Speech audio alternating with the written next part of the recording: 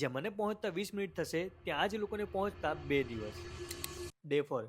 હું કરી રહ્યો છું ગુજરાત સોલો બાઇક રાઇડ અને આજે હું છું મહુવામાં અને અહીંયાથી હું જવાનું છું ભગોડા મા મોગલના ધામ.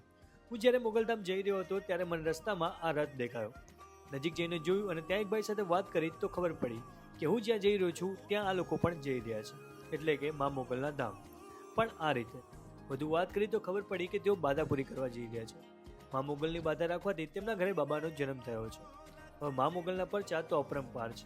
જે લોકો બાધા માને છે અને એમની બાધા પૂરી થાય છે તો તે લોકો અહીંયા આવીને આ રીતે માતાજીને ફોટો ફ્રેમ ચડાવે છે. શ્રદ્ધાની વાત છે.